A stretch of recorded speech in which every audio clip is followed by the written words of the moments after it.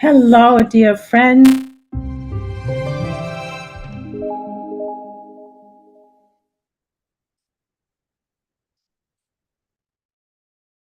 Hello, dear friends, near and far. Welcome to this beautiful program. Thank you for joining us today. The Spiritist Talk series, which is promoted by the United States Spiritist Federation, and it takes place every Saturday morning at 11 a.m. Eastern Time. I am very happy to host this talk today by Anna Moreno, who will be talking to us about autoimmune conditions and Spiritism. Hello, dear Anna. Welcome to this program. Hi, And, Sunshine. Thank you so much. and before we begin, let us introduce Anna. She's the co founder and president of the Chico Xavier Learning Center in Portland, Oregon. After a life-threatening autoimmune diagnosis in 2013, Anna changed her career path in Silicon Valley and started learning about ways to control her autoimmune condition. Today, she is in remission. Beautiful. We welcome you warmly, Anna. Thanks for Thank you being so here. much. So, welcome everyone. As Sunshine introduced me, my name is Anna Moreno, and I currently live in Portland, Oregon. About 13 years ago, I was diagnosed with lupus, and that really changed my mind and made me rethink about the ways that I was living and also what I could do to live a better life. When I was talking to some friends in terms of, the topic of this lecture, one of them said, "Why don't you talk about autoimmune?" And I thought that was a very interesting topic. Why? Because there are so many of us that are facing different challenges with our health, and many times we feel alone. And that's a good way to show that spiritism, medicine are working together to basically come up with an answer for all of us. But before we move forward, I want you to put here a couple of disclaimers.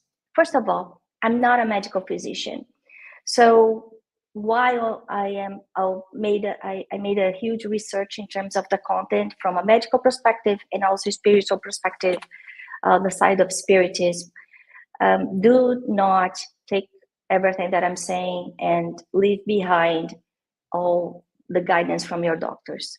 All the spiritual therapy and support does not dismiss the medical treatments that we go through.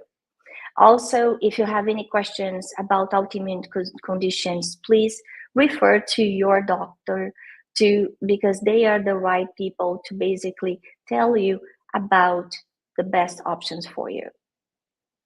So as we move forward, I wanted to think together with you guys about what is health and what is illness. And health is a state of complete physical, mental, and social well-being, and not merely the absence of disease or infirmity. And this is a big step because many times we would be looking at health just as the physical aspect. So I don't have a headache or my body doesn't hurt, when it goes way beyond. Because our health is a combination of various factors, as I listed over there: psychological, biological, environmental, and also our lifestyle and spiritual. So for many years, we've seen more and more attention in terms of the influence of the mind in the body and vice versa. In Yoga Sutras, wrote by Patanjali about 5,000 years ago, he explains that all sufferings come from storms or impulses from our mind. We can achieve this mind and body health and this well-being that we were talking about when we learn to still the mind. And then it comes André Luiz, about 70 years ago. And I'm going to share with you some of my research from his books, where he opened a huge door to show us that our thoughts and our emotions influence our health, and that the spiritual realm is in constant contact with you. And then we go back a couple of decades and we see more and more science confirming that the mind controls all the systems of the body. And this was a breakthrough. Why? Because before they thought that our brains and the mind, the brain meaning the instrument, and the mind is the individual thinker per se, it's our spirit, as we know. They were independent from the other parts of the body, so would not be involved. And we're going to see that with the endocrine system and the other systems as well. And that's not true. So my purpose today is to share with you all my findings from this research and see how we can live in a better way, understanding the mechanics of the disease, suffering, and how we should be living a life, or how we can live a life despite of any diagnosis that we may have. So as we move forward, autoimmune disease, unfortunately, is on the rise. So there was a 2020 study basically showing that there is an increase for about 3 to 12% annually across the globe. And doctors are still struggling to understand the root causes and how to stop this trend. And I don't know if many of you know that, but the autoimmune diseases, in many cases, have unknown causes. So another aspect of it that I think kind of brings another fold is with COVID. Some of the long-term effects of COVID is really starting some autoimmune diseases, such as some type of thyroid deregulation. So this is coming more and more into our attention. But before we move forward to explaining in more details what the findings are and everything else, I wanted to talk about a little bit about what is an autoimmune disease. So autoimmune means that our immunity is against ourselves. So according to Medline, our immune system protects us from diseases and infections, and everybody knows that. And what they do is basically attacking germs, such as viruses and bacteria.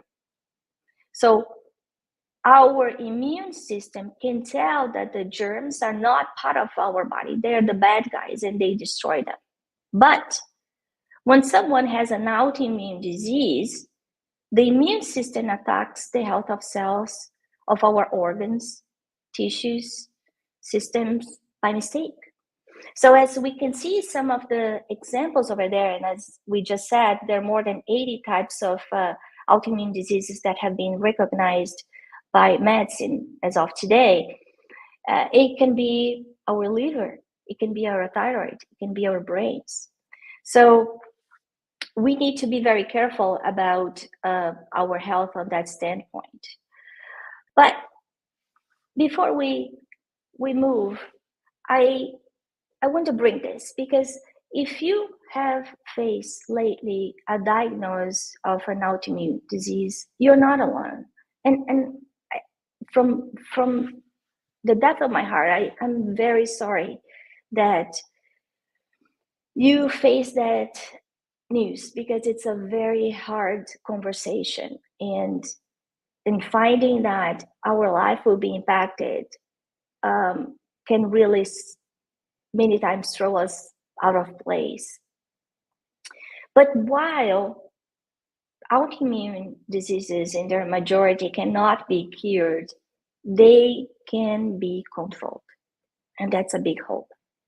It feels like that the doctors all over the world are paying more and more attention about all these mysterious diseases, trying to understand the causes, the triggers, and how to better treat them.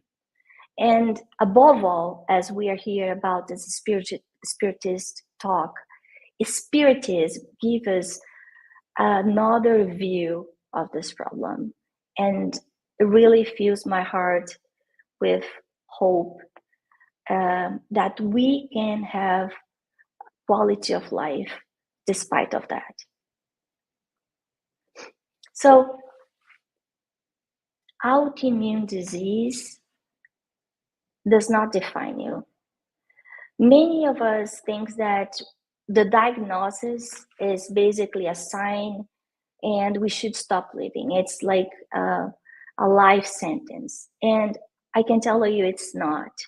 If you take anything from today, my hope is that you will believe that illness is just a small part of your being. And there are many tools that we can use today, right now, that can increase the quality of our lives. So there are some potential causes for autoimmune disease. And if you talk to your doctor about that, you probably heard similar things as I did. So in many cases, there's this DNA predisposition. And I have to say that in my case, no, there wasn't. Even though it's a genetic, I could not find another person with lupus in my family. There is epigenetics, where our bodies change based on external factors and influences. We know that we live a very fast-paced life, that we are always multitasking, worrying about family, work. There is this great book from Zygmunt Bauman that talks about liquid society, showing that we basically flow through life like tourists and changing things at no time. So all these factors, smoking, for example, overstress, living this, fight and flight response all the time, can be a trigger to an autoimmune disease. So if we look at the spiritual root of autoimmune disease, I got an answer from Divaldo Franco a while back, about 1 year ago. And to my surprise, as I was going through my research about illnesses and autoimmune disease, there is very little content specific about that from a spiritist perspective. Very few lectures, for example. But about 1 year ago, Divaldo was in one of his lectures from the Mansão do Caminho, and during the Q&A, he was asked about autoimmune disease. And while he responded in Portuguese, and this is recorded and available on YouTube, I decided to basically translate and transcribe to you guys. So an autoimmune diseases are expiatory because technically there is still no solution to the problem in the medical science yet. But in spiritist science, there is the mental work of modifying the structure of the cells through meditation, through prayer. Then we can perhaps, with our thought, with our spiritual conduct, gain merits that our perispirit will work to change this diagnosis of autoimmune. And what he synthesized over there was right on in terms of the findings, of my findings when going through some of our spiritist biography. When he said expiatory, I questioned myself. So what is expiation, right? So I went to the Oxford Dictionary, and that's basically reparation for guilt or wrongdoings. But what does it mean if we are talking about Spiritism? For Spiritism, if we go to the Spirit's book, question 990 and 991, we'll see that when we are in the spiritual state, we clearly comprehend the difference between good and evil. So even if we've been blindsided and kind of a little lost here and making mistakes, when we return home, and I say home, why? Because our real home is not here, is in the spiritual realm. We realize our wrongdoings, our wrong choices, and what we need to do.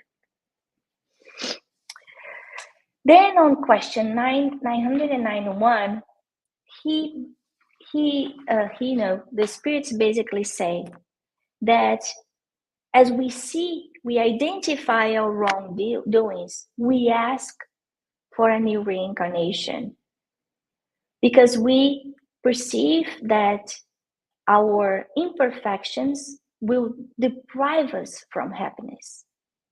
So we ask for a new existence, we can basically expiate our faults. So this is an important concept because in many times we ask for it. We ask for some type of disease that will basically work as a filter, as a cleanse. So we can rewrite our story. Expiation is about what we did in the past.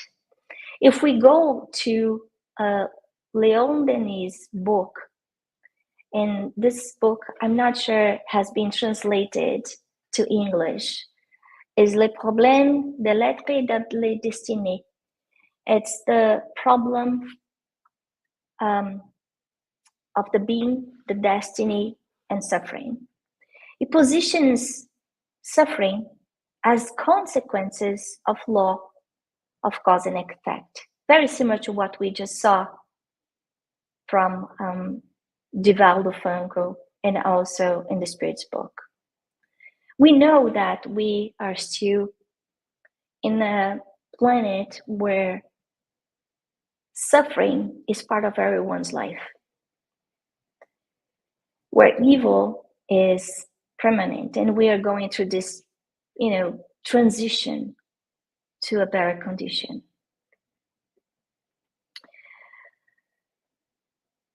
And that kind of goes back to the point that when we think that we are alone with the suffering, we are not. And this is very important because an autoimmune disease can be very lonely. And many times it's an invisible diagnosis. So people look at us and they don't see it. They cannot tell. They may think that we're faking the symptoms, for example. And when we reflect about the situation that many of us, 1 in 10, kind of go through a similar problem, that gives us another frame, another view. In this book, I believe it's chapter 25, Leon Denis basically says that the pain exists because of law, balance, and education. It's part of education. It's failures of our past that have their weight in our lives. Suffering is often nothing more than the repercussions of violations of the eternal order committed. What he meant by that? He meant that somehow we crossed the line of the law, the divine law, the basic fundamental one, which is what? Love.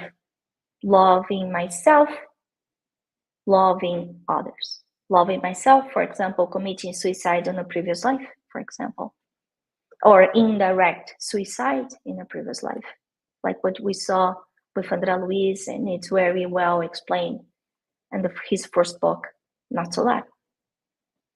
So we break the law and we need to readjust the balance. And then he continues, all beings have to pass through it in turn. So while, and this is a very important point, because we may think, well, but I do have free will. I don't want to go through this. I have news for you. We have free will on our choices, on what we do, not in the consequences. The consequences are part of a law called law of cause and effect. So all beings have to pass through it in turn. Its actions is beneficial for those who know how to understand it. So this is another piece that's very important. As we growing through this experience, this educational experience, it's important that we learn from it. It's not just passing by. It's not helpful if I keep just complaining and living my life like if there's no tomorrow, irresponsibly. So we have felt, we need to feel, as he says, the effects of understanding. We need to learn the lesson. So if incarnation, and we know that, is a school, we go through some hurdles here, some trials, some expiations to learn things. And each one of us have a new thing, a different thing to learn. If we go to the books from André Luiz, for example, Action and Reaction, chapter 19, he says, and I quote, "The soul reappears in the physical body, carrying the main flaws reflected in the carnal garment as potential areas for outbreak of certain diseases." Potential. This is very important for us to remember. Potential. So even if I have the genetic code to have a disease, for example, diabetes, or a thyroid, or lupus, that doesn't mean that I'm going to have, unless I misbehave, unless I am living the life as a tourist, kind of a flying by. If I am overstressed all the time, if I am forgetting my way to repentance, then the law of cause and effect comes basically to remind us very clearly, okay, you're here to learn this, let's go back. So continuing, as potential areas for the outbreaks of certain diseases, offering a chance to the development of various viruses, bacillus, bacteria, capable of leading it to the most serious suffering, according to the debts of that the soul has contracted. So we come with some history. We have a history. We know that we have been through multiple incarnations. All our actions somehow leave impressions in our perispirit, our astral body. And this astral body basically models our physical body. So our actions today work somehow like a wake-up calls to those things in the past.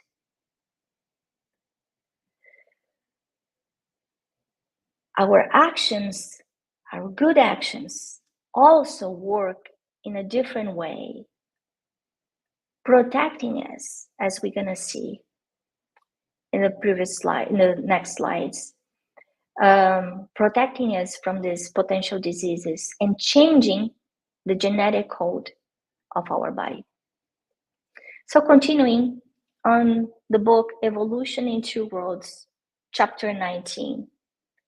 So the remembrance of serious fault without venting and correcting, so kind of experiencing it, working by means to relieve wounds of, regret, guilt creates in the mind an anomalous state that we can classify as zone of remorse. So we carry guilt. This guilt is in our conscious. So it's not God punishing us. It's us looking at the mirror. It's our conscious as divine beings. Continuous wave of thought begin to coil in a closed circuit with a permanent impression in the perispirit, linked to the memory of the people and circumstances associated with our error. Wow. So if we want to learn what were the morbid predispositions, André Luiz is basically giving us that answer. Our reckless behaviors in previous lives or in these lives can lead to multiple diseases.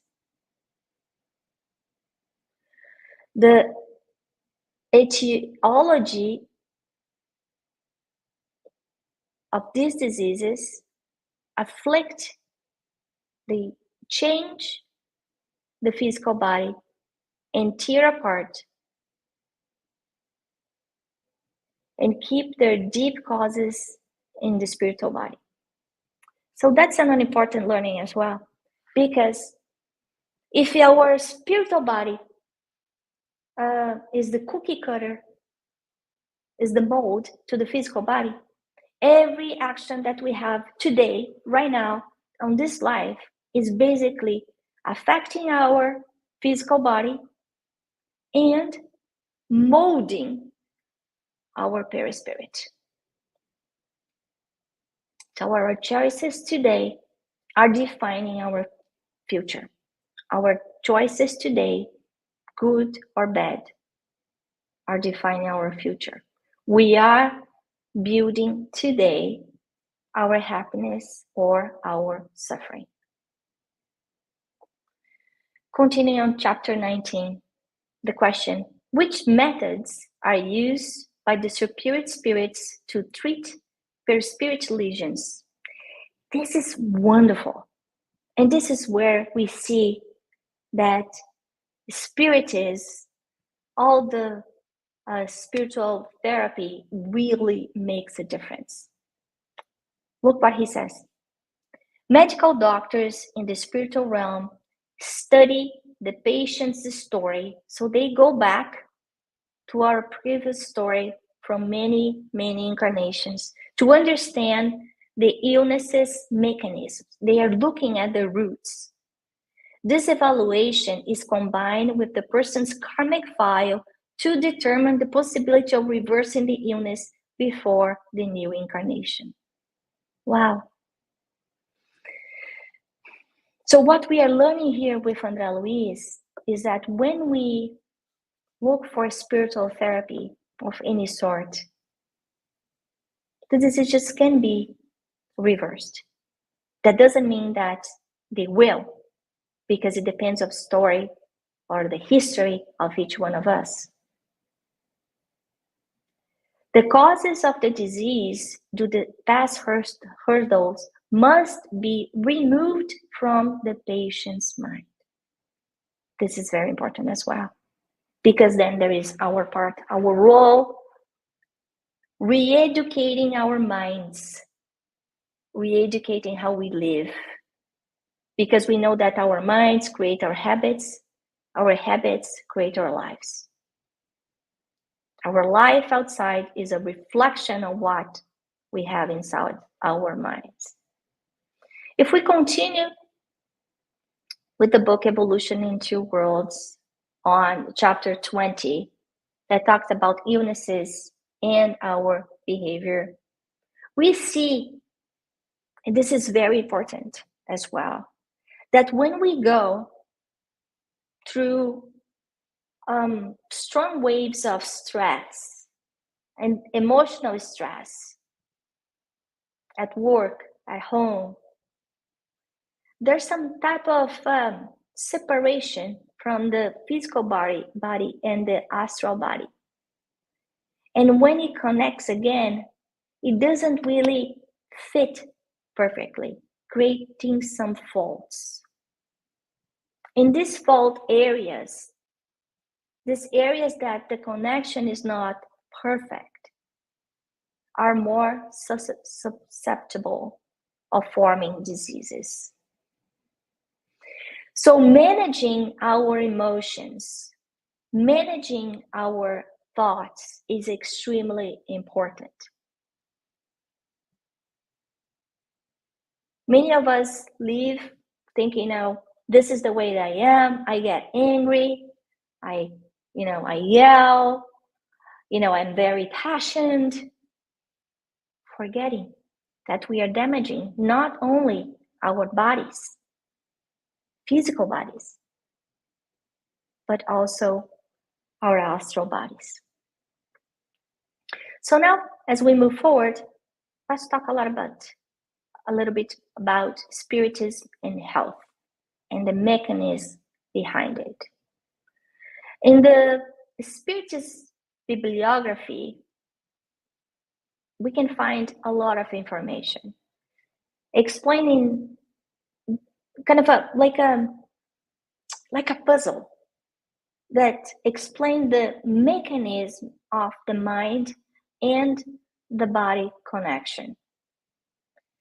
When we go back to the book Evolution in Two Worlds, and for those who are not familiar with these books that I'm talking about, they were psychographed by Chico Xavier, dictated by André Luiz, and they are part of a collection called Life in the Spiritual Realm. And I cannot talk enough of the importance of this collection. Studying it, not only reading, studying it deeply. Each paragraph of these books have a lot of content. He was very careful choosing the words. So in many cases, we can create a whole lecture just about one single paragraph.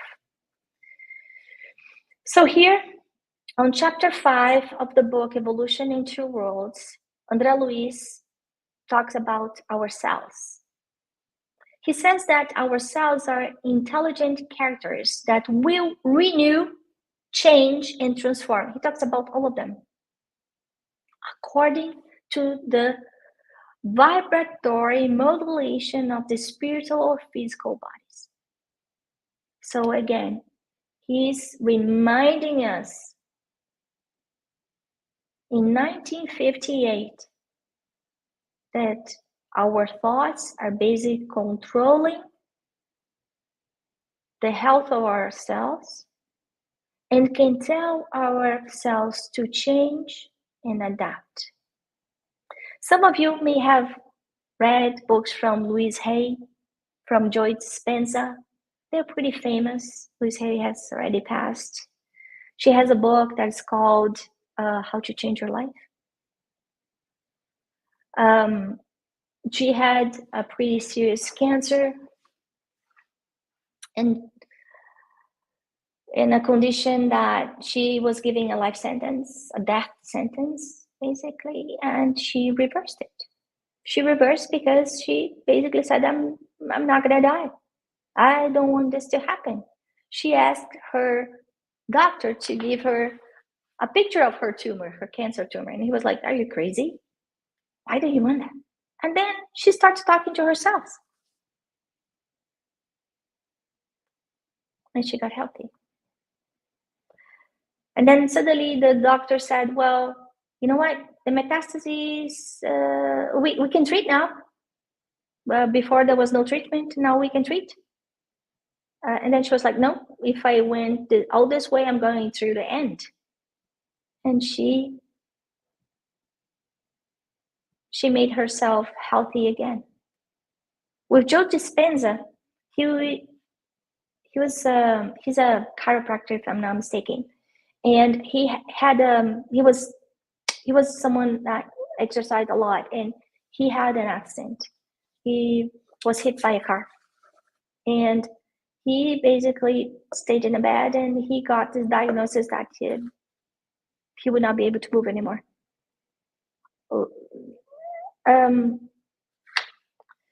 So he's in this bed, and he, as a chiropractor, understanding well his body, he starts talking to his cells on the spine and everything else that was broken.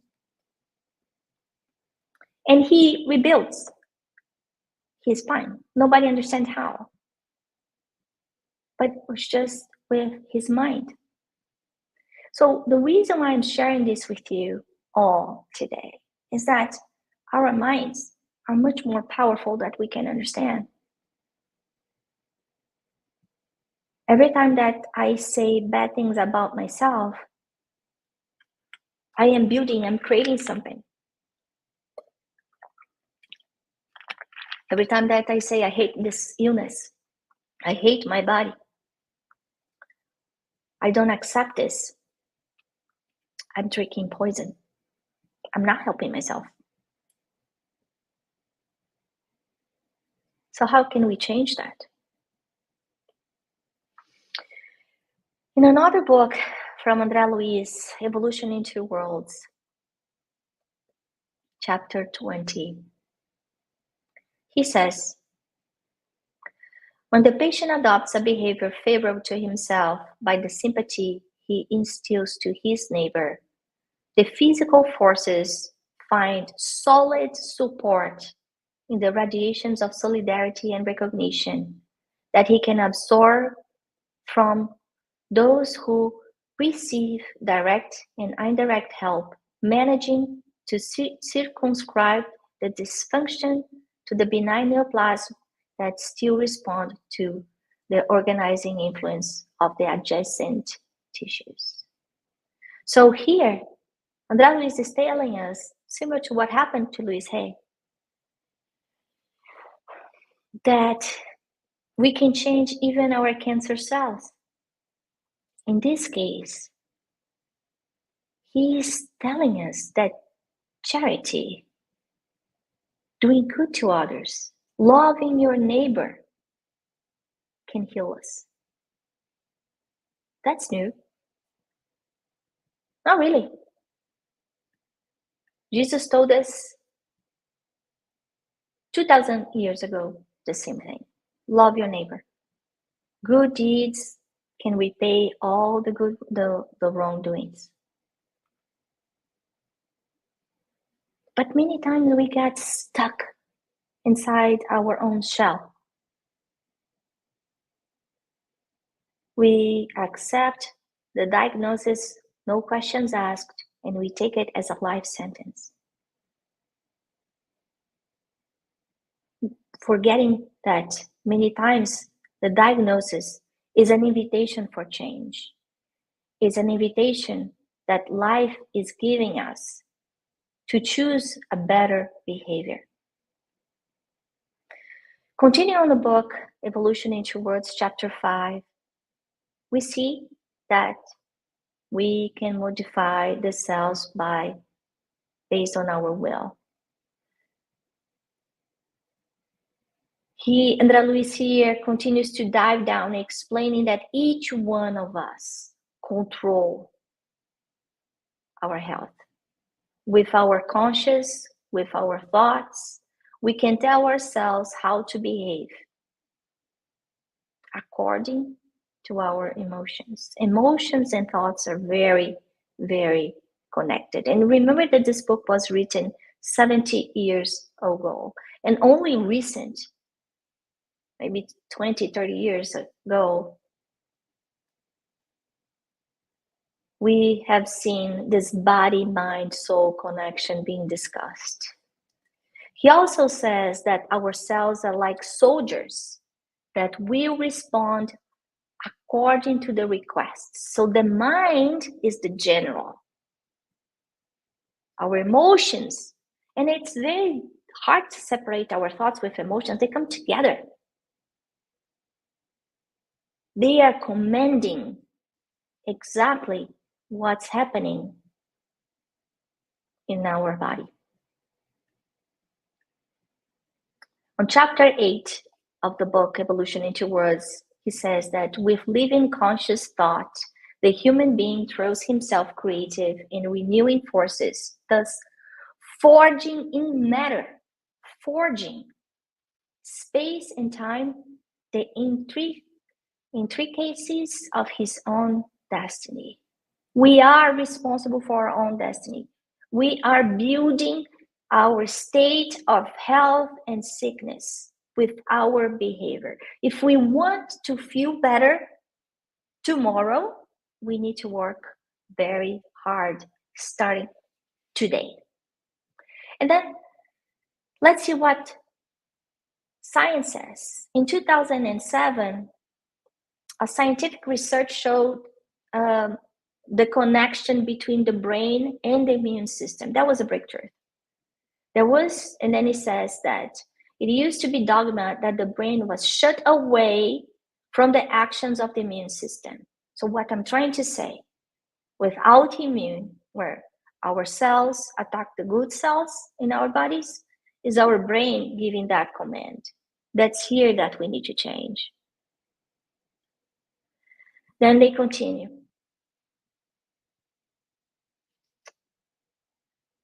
The brain was shut away from the actions from the immune system, but that was not how it is at all. It turns out that the brain talks directly to the immune system, sending commands that control the body's inflammatory response to infection and autoimmune diseases. I will repeat. It turns out that the brain talks directly to the immune system.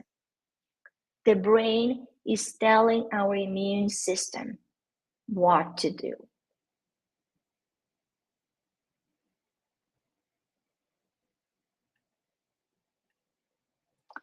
So what's the path to remission? It's all connected to our emotions. We have the ability to experience negative and positive emotions and feelings that are designed to influence our behavior in different circumstances, and they are directly connected to our physiological and our immune system. The central nervous system has been studied more and more for depression, for schizophrenia, and now we see that development going more and more into the autoimmune response. This slide, I thought that was very impactful, showing that we can choose through, even though different people may be living the same type of experience, they will live that experience in a completely different way. Two people may go to a divorce, they will react completely different. Two people may have a cancer diagnosis, they will react completely different. It's our free will at that point, nothing else.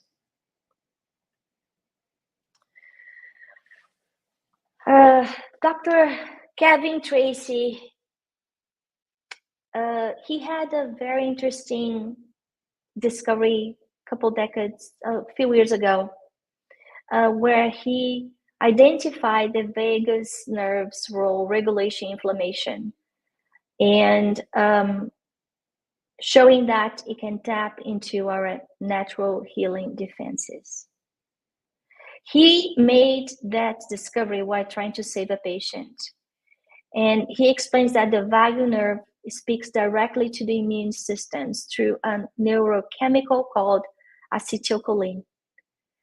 And stimulating the vagus nerve sends commands to the immune system to stop pumping out toxic inflammatory markers. So, what I'm trying to say here that our emotions are directly connected to our thoughts and to our nervous systems. So emotions such as optimism, joy,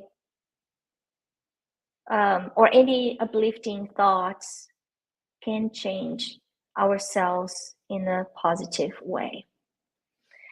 If you have practiced meditation and yoga, you see that there are a lot of research as well showing that the vagus nerve um,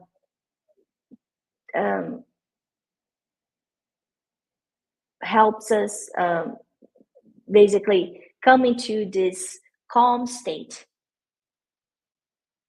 With yoga and meditation, and through the exercise of breathing, we move from the fight and flight state, telling ourselves that everything is okay.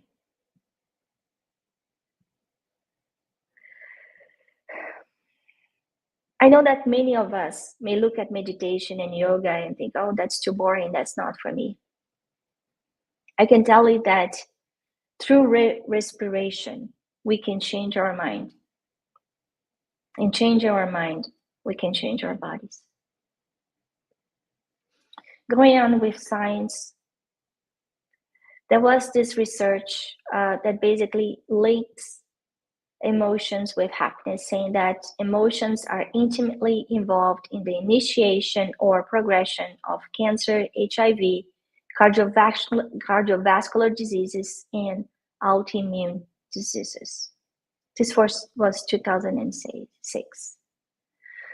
Many of us may be aware that, when you get too stressed, you may have like a tummy ache or headache, that anxiety may cause some type of digestive discomfort,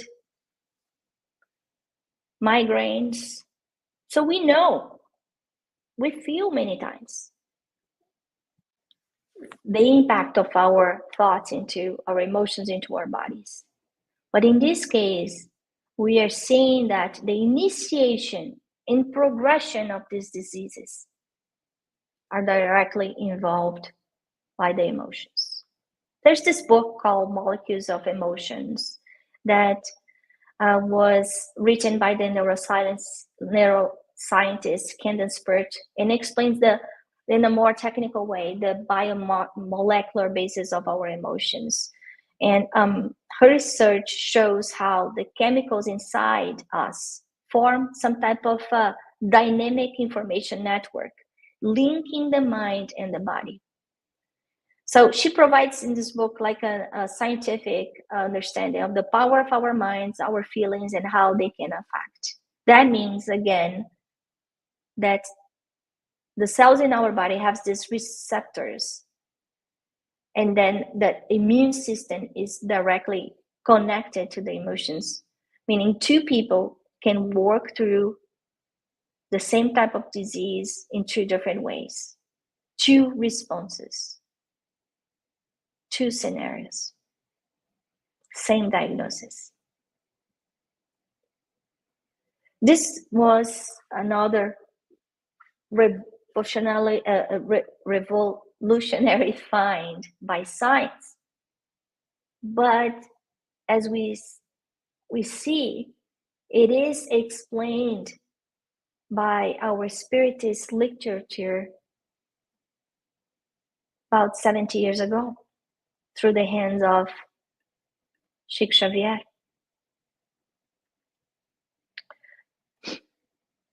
Dr. Holders, he's a professor in British Columbia.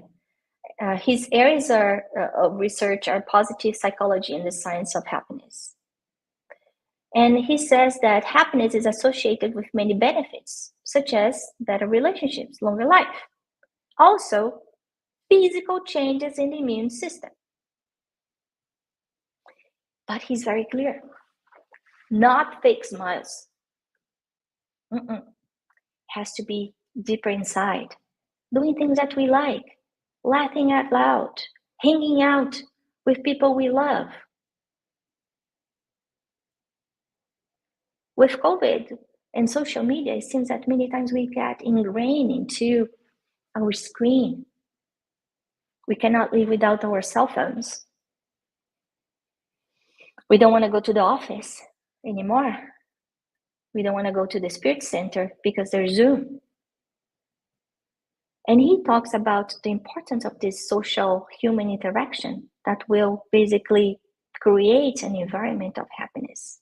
This is health.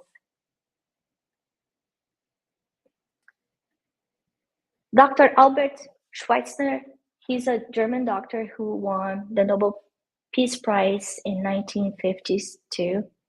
He went to Africa to help people in need. He says something that we've been listening to this lecture from the beginning, that healing comes from the inside out. That the best thing we can do is to give the inner doctor a chance. He says something super strong, that when the patient is stronger than the disease, the doctor doesn't need to do a lot. But when the disease is stronger than the patient, it is used for the doctor to do anything. But when the forces of the patient and the disease are equal, then the doctor's actions are decisive in tipping the balance to the side of the patient or the illness. So we are our best doctors. Our thoughts, our feelings, our actions.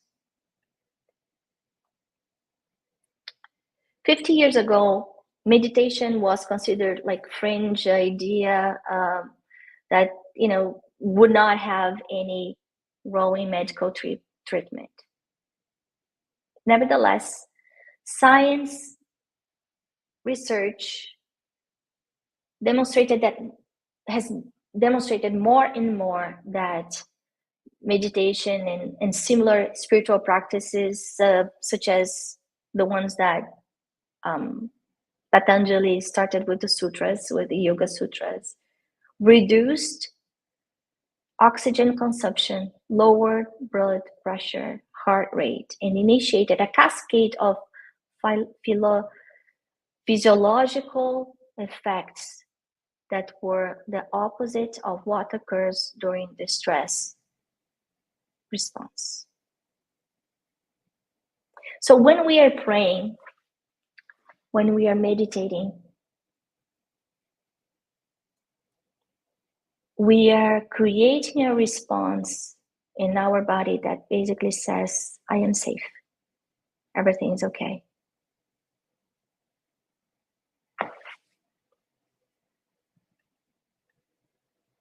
So let's see now how spirituality kind of helps us connect with all of this. Whenever the name we want to choose, God, Allah, Creator, Brahman, the inner search of the value of my life, purpose, this search of meanings, the purpose of transcendency is super important as we create the relationships with our family, community, nature.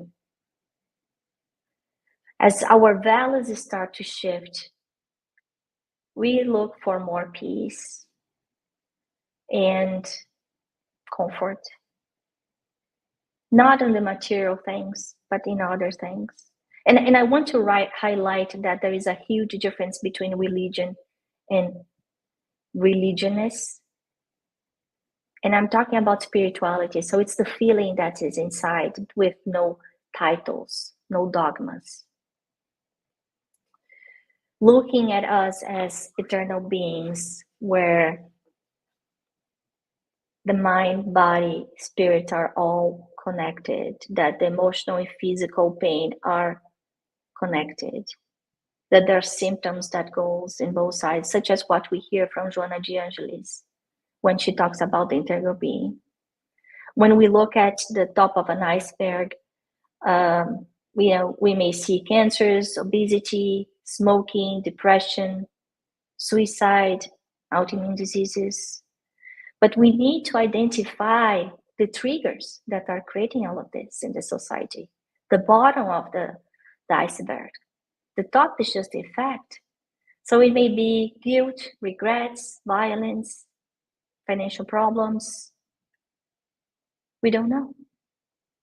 But when we hear phrases such as soul-crushing, heart-wrenching, they always come with some type of emotional pain.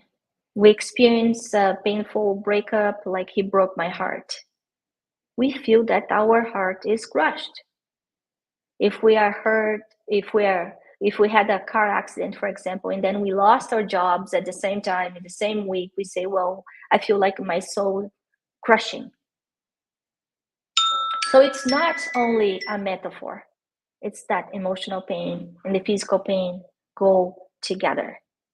So people feel, for example, suffering from depression, this is science. They may also experience joint pain because as the neurotransmitters change, they may cascade the symptoms that include inflammation, which can manifest as a joint pain.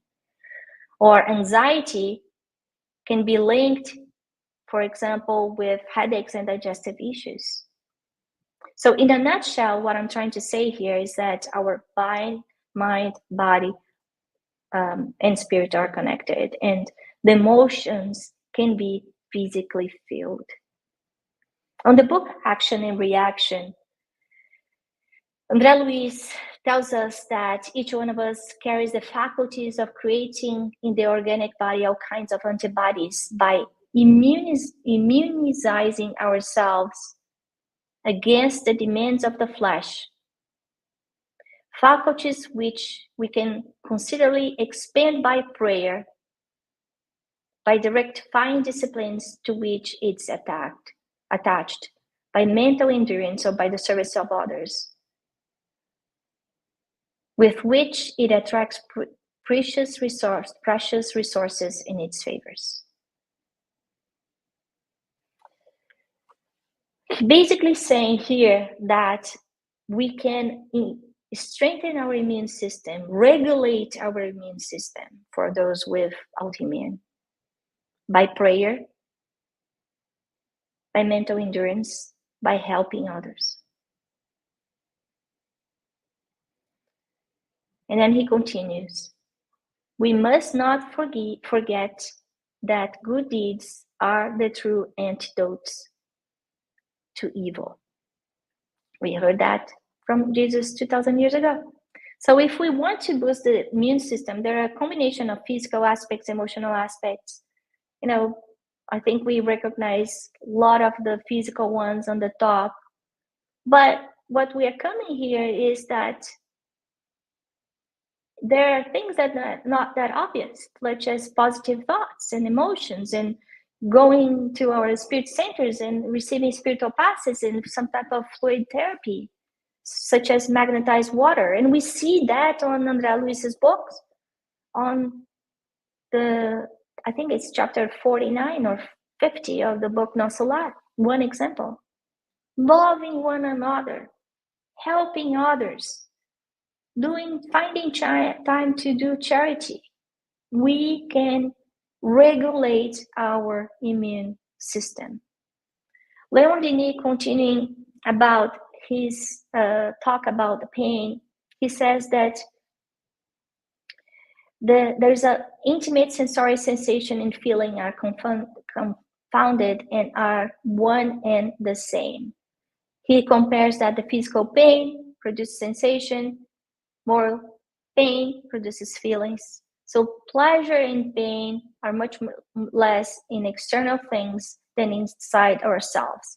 Why we're saying this? Because it's how we deal with the challenges, how we deal when we face our life, our positive way, optimism to facing the day-to-day hurdles of life or not. So he continues, by our will, we can tame, overcome pain, or at least make it redound to our advantage as a means for elevation. This is so important to remember that we are here experiencing some things to grow. In the book Mechanics of Mediumship, chapter 22, André Luiz tells us that our mind controls the behavior of our cells again. The cells, in fact, receive constant impact from our mental waves. And based on the principles of action and reaction, we create health or disease, harmony or disharmony in our bodies.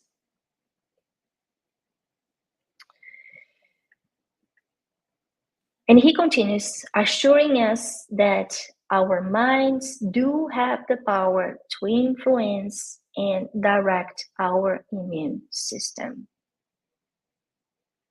The integrity of the mechanical power of the mind will result in the formation of antibodies. It's amazing that if we learn to control our mind, which was said by the Yoga Sutras 5,000 years ago by Patanjali, we'll be healthy. If we learn to navigate the system here, choosing our actions more carefully, we'll be healthier. So what's the antidote for remission? This is in the book Evolution in Two Worlds. When helping others, we are helping ourselves, which is why the principles of Jesus vanishing from us, animality, pride, vanity, greed, cruelty, and avarice are exhorting us to simplicity and humility, to boundless fraternity and unconditional forgiveness, established when observed the perfect homology in our inner life. So while the autoimmune diseases, majority of them do not have a cure yet, they can be controlled with medication.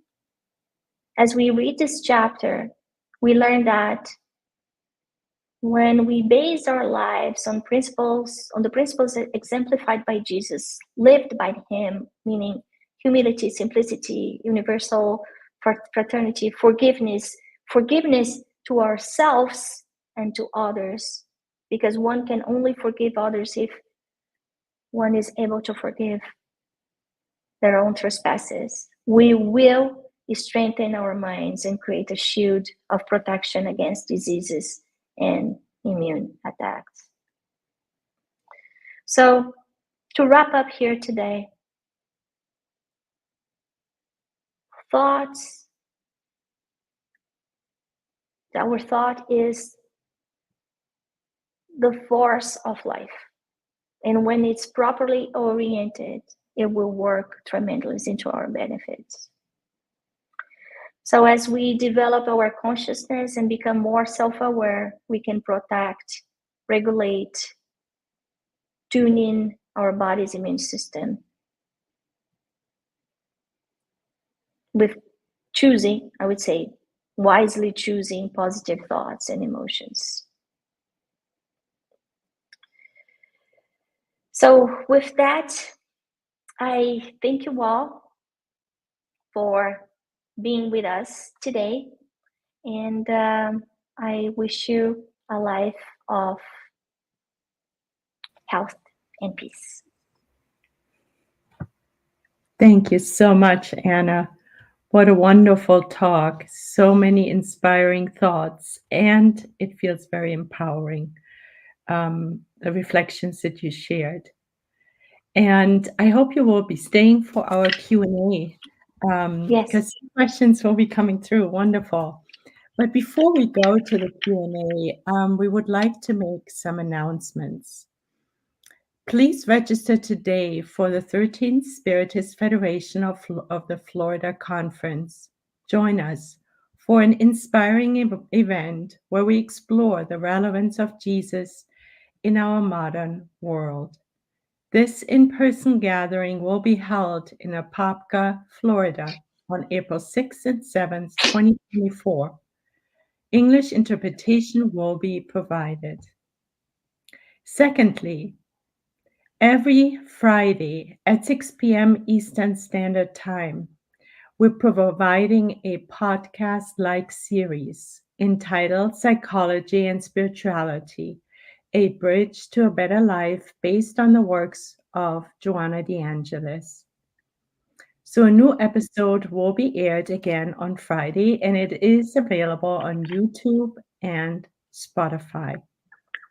The Psychology and Spirituality weekly talks are based on the works of Joanna de Angelis and will offer a safe space to confront, compare, correlate, and expand spirituality concepts from a psychological lens, bringing insights, actionable tips, and real-world advice to help you lead a better life.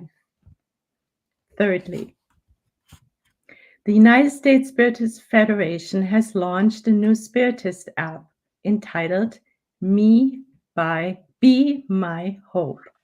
Be My Hope. Available now for download either on the App Store or Google Play. This brand new app offers uplifting content in a collection of videos, daily messages, and audio materials. Please download it now. And lastly, on the screen, please note there is a QR code. And if you want to help the United States Spiritist Federation produce more publications and promote Spiritism to everyone, please scan it now. Thank you so much. So back to you, Anna. Thanks again for this wonderful talk. And we have some questions for you. And let us start with Kirsten De Santos. Anna, can you speak to how we can change the narrative that God is punishing me to personal accountability and self-forgiveness as it pertains to illnesses? Mm-hmm. So I think it's all based on the law of cause and effect. So if we plant a seed of an apple, we may expect apples. If we plant a seed of lemons, we may expect lemons. So God is all love. And if we go back to the book, the Spirit's book, we will see that He's this infinite love and perfection. He's this dear Father, and Jesus called Him Father. So the idea is that we look at ourselves as their children created. And we think about the choices that we are doing. And when we go through this process, it's very easy to feel guilt and get stuck. So if I'm going through all this pain, that means that I did things that are horrible. Guess what? Today I am the best version of myself. I don't know what I did in my last incarnation, my previous 3 incarnations. But the good news is God loves us so much that we will not let us live an experience that we are not ready for.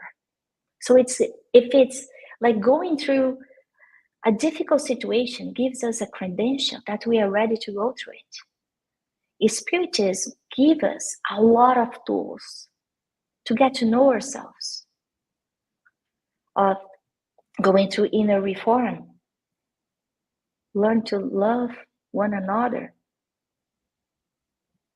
Jesus told us about charity, loving ourselves, loving God, loving our neighbor.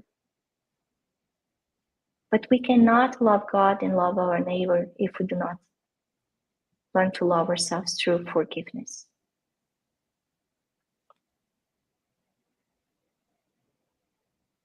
Thank you, Anna. Yes, I think it's time for us to take responsibility, right? And not blame anything that happens in our lives on anyone, including God.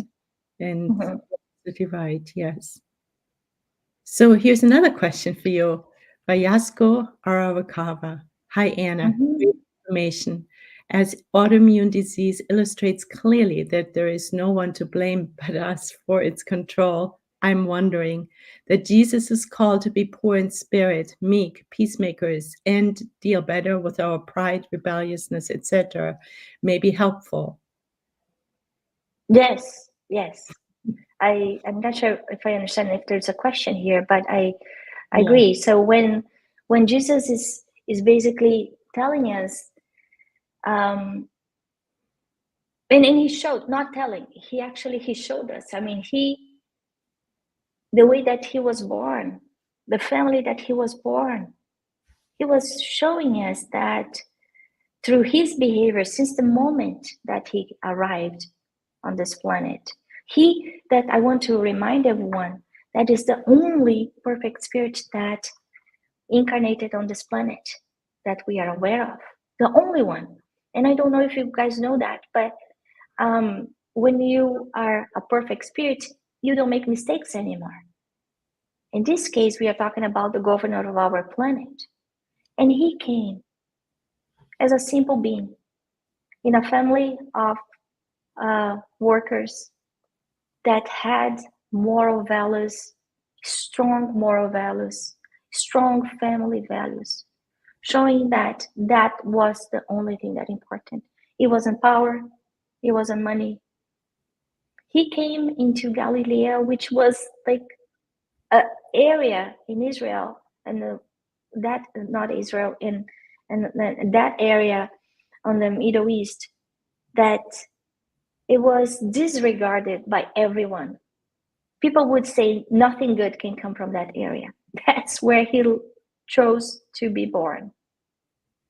So it's showing us that the values that we need to carry on through lives and through life as eternal beings are not from the physical realm. It's not material things. Right. I mean, we learn in the Spirit's book in Spiritism that at the root cause of all evil or ignorance is selfishness and pride. And what is the antidote? And Alan Kardec gave it to us. He said, and not only Alan Kardec, of course, he says there's no salvation without charity. So here we have, right, in almost one sentence, the recipe for success.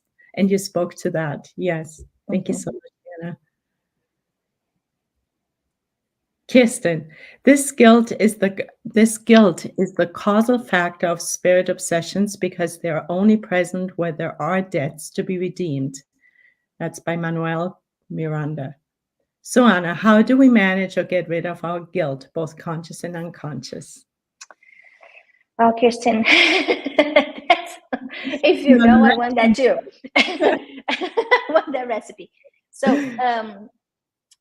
Manuel Filomeno de Miranda, he's very known by his books on obsession, and guilt is like that lock that basically calls to the malevolent spirits, the ones in many cases that we hurt in the past, to find us. And that guilt is basically engraved in our conscience, because as children of God, we were created with the divine laws inscribed in our minds. So every time that I trespass that law, I know in the deepest of my soul that I'm doing something wrong. But how do we manage, to get out of this guilt? First, recognizing it. And André Luiz explains in the spirit, in one of his spirit's books, and I read one of them, that when we are in the spiritual realm, we get to know the wrongdoings, and then we say, okay, I want to go back and do it right. And assuming that responsibility, maybe doing good to others, for example, not talking about autoimmune, but talking about another serious pain. For example, I did an abortion when I was 15 years old, for example. When I was 15 years old, that seemed like the right thing to do because of the circumstances that I was living. But now, today, I look back and I think, wow, that's not the right thing to do. I wish I could change that. Guess what? I can't. So think about the person who's going through that type of experience right now. What can that person do? That person can help other babies without a mother. That person can help mothers who are feeling desperate and alone. That person can do charity to families that are going through difficulties. So in my view, we work through guilt by doing good deeds. Usually, if we having guilt in the past, let's think, how can we reframe that? When we get frozen and locked into our past actions, that doesn't take us anywhere, and that's not positive at all. So when we see that on books from Andrea Luiz, basically straightening us, saying, don't get stuck into guilt, because that would be the connection to worse things. So work to the benefit of others, love others, do good to others. And as Jesus says, and I think that's a big hope, that doing good to other people will basically erase our wrongdoings. When we are looking at other people's pain, we forget ours.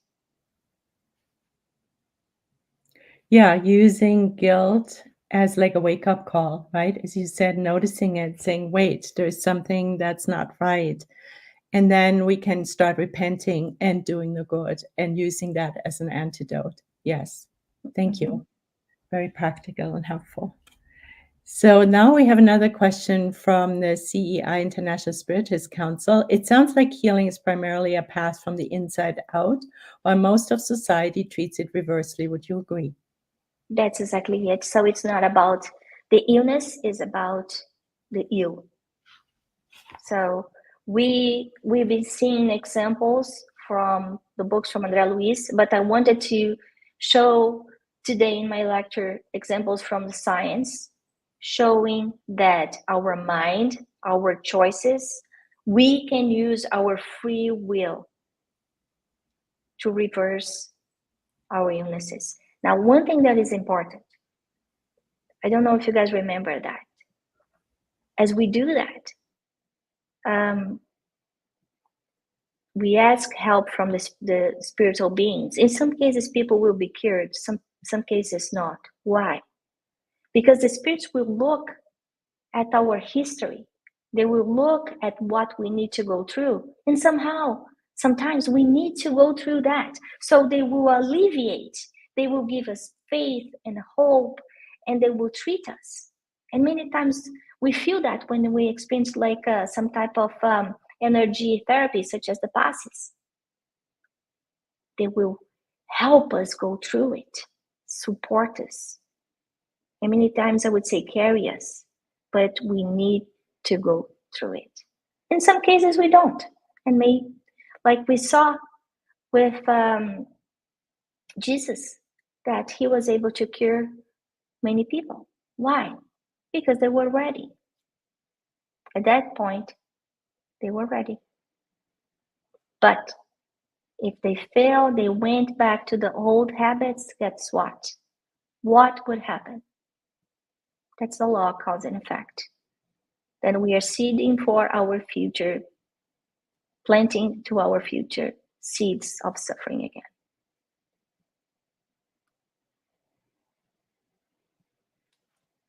Not here. You're in mute. Yeah, it's time for us, I think, to see illness as a blessing and to be grateful for this opportunity to change our ways radically. Yeah, So, I think it's a message, as Leticia said, of empowerment, right? So it's a wake-up call instead of blaming others or blaming the situation, the society. It's about taking responsibility, as you said, and work on it. It's time. yeah. So And how thank you. beautiful. Thank you. Yeah, and how beautiful that we can, right? Yes, we That is, can. yeah, Yes. we need to celebrate that. So thank you for giving us really a recipe for Yeah. success. So thank Yeah, you so and much, Leticia is asking, doing the good is the antidote. Yes, Yeah. helping others. Yes, that's the doing good, charity. It changes the chemicals in our cells, Leticia, but also through how people feel about the good things that we do, those vibrations help change. There is this interaction between the invisible and the visible that changes the chemicals of our cells too. Yes. Love in action. Yeah. So thanks again, Anna.